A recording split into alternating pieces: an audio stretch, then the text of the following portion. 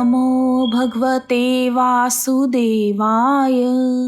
नमस्कार दोस्तों, आज आषाढ़ मास के कृष्ण पक्ष की योगिनी एकादशी के अवसर पर मैं आप सभी के समक्ष योगिनी एकादशी की कथा प्रस्तुत कर रही हूँ।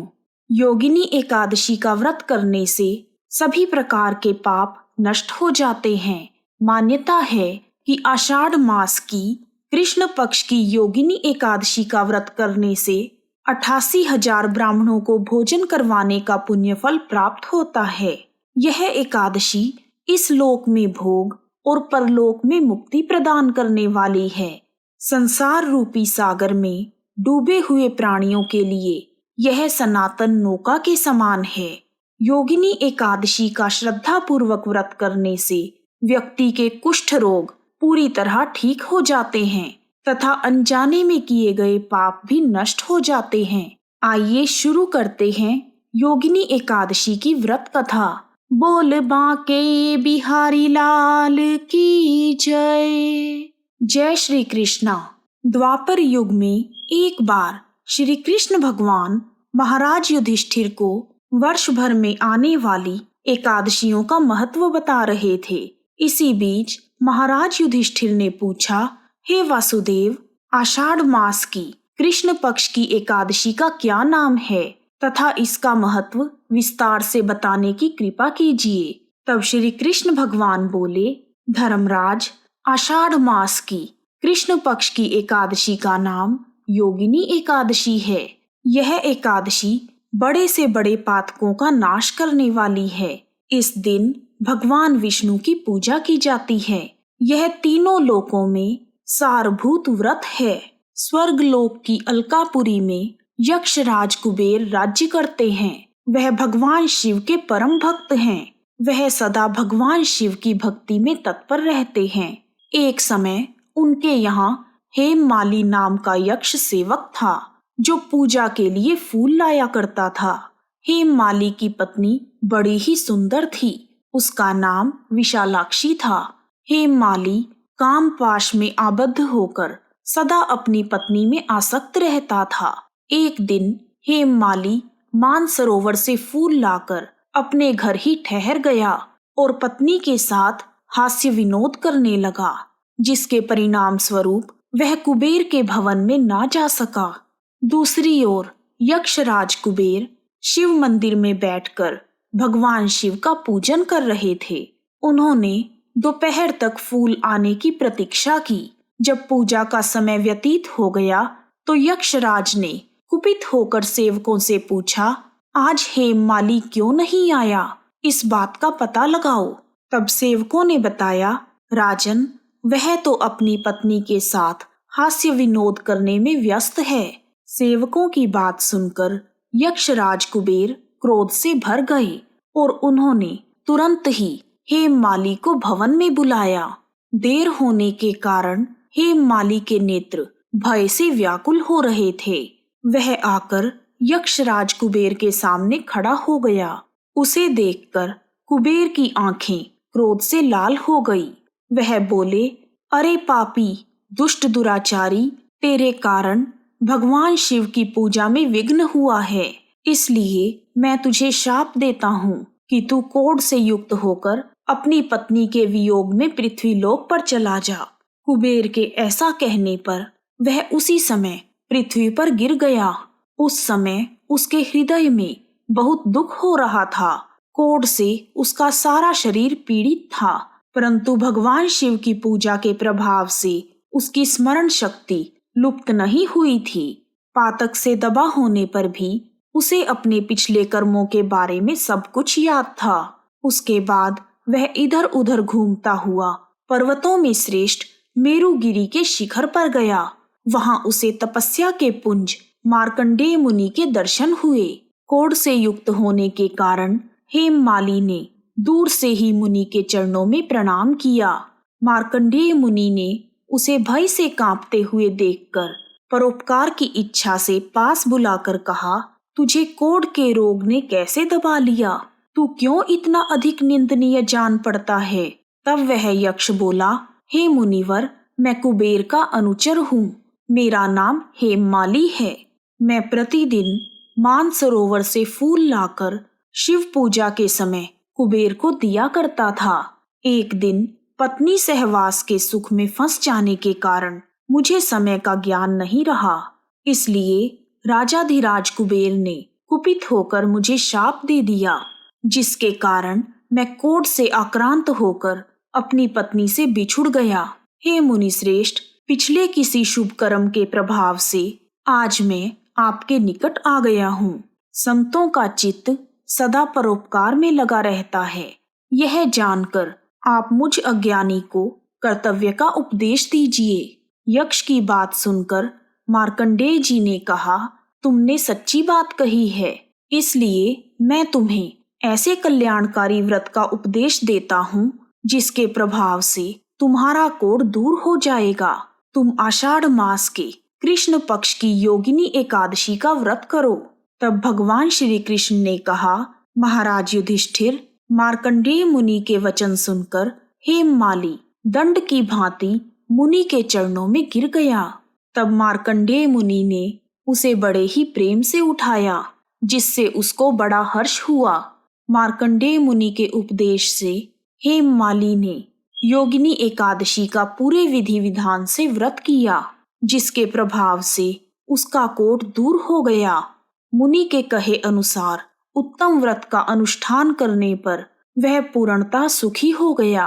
हे नृपश्रेष्ठ, योगिनी एकादशी के व्रत का ऐसा ही प्रभाव है। जो मनुष्य पूरे विधि विधान से योगिनी एकादशी का व्रत करता है, वह सभी प्रकार के पापों से मुक्त हो जाता है। योगिनी एकादशी बड़े से बड़े पापों को शांत करने वाली और महान पुण्य फल प्रदान करने वाली है। योगिनी एकादशी की कथा को पढ़ने और सुनने से मनुष्य सभी प्रकार के पापों से मुक्त हो जाता है। बोलो विष्णु भगवान की जय, एकादशी मैया की जय।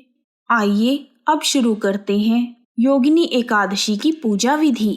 एकादशी के व्रत में दशमी तिथि की रात को सात्विक भोजन करना चाहिए। एकादशी के दिन सुबह जल्दी उठकर स्नान आदि नित्य कर्मों से निवृत्त होकर व्रत का संकल्प लें। फिर घर के मंदिर में दीप जलाएं और भगवान विष्णु का गंगा जल से अभिषेक करें। उसके बाद विष्णु जी को पुष्प और तुलसी दल अर्पित करें।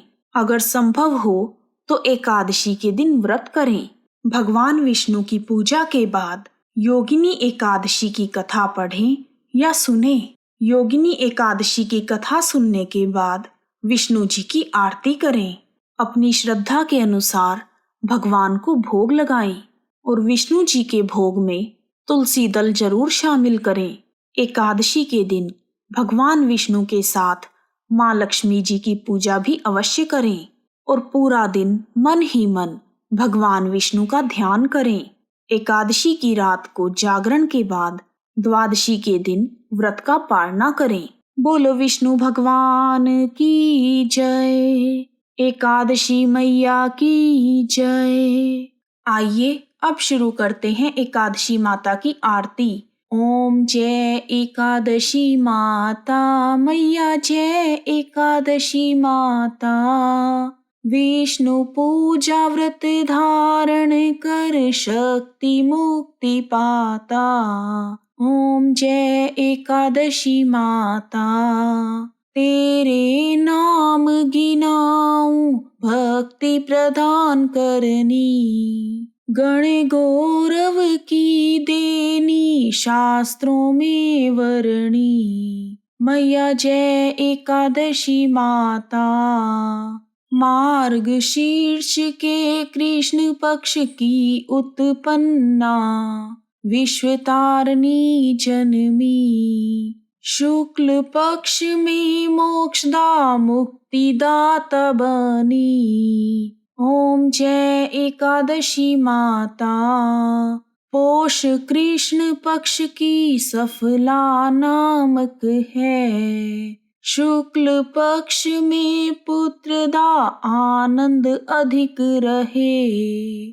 ओम जय एकादशी माता।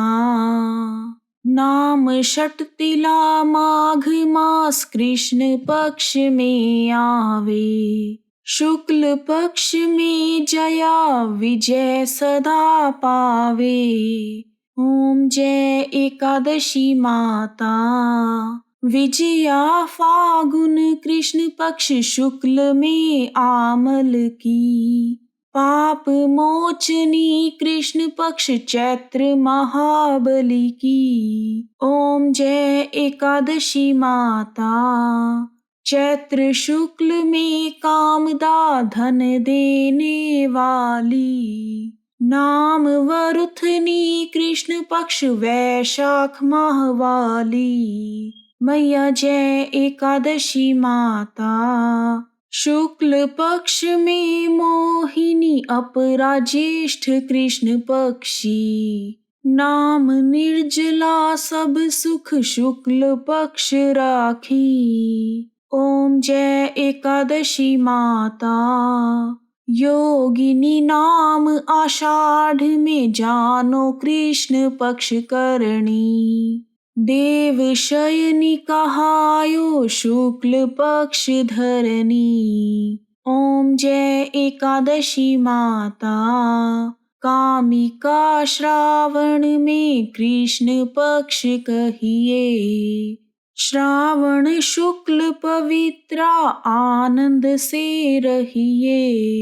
ओम जय एकादशी माता।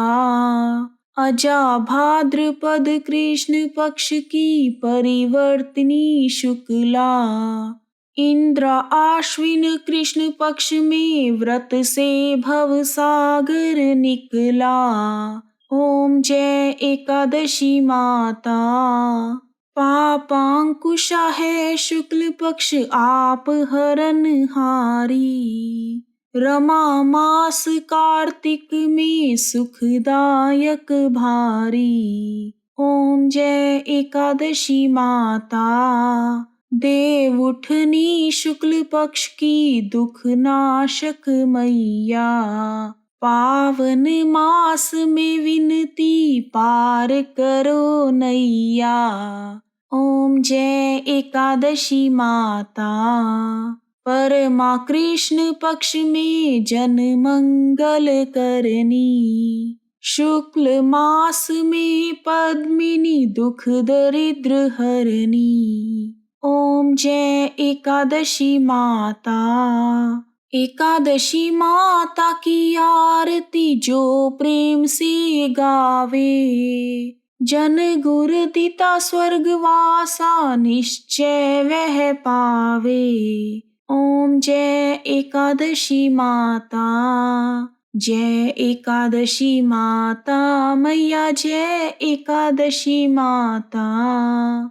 यदि आपको वीडियो पसंद आया है तो कमेंट बॉक्स में ओम नमो भगवते वासुदेवाय नमः लिखना ना भूलें।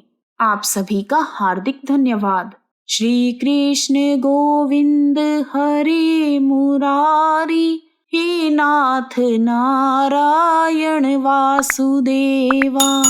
जय श्री कृष्ण।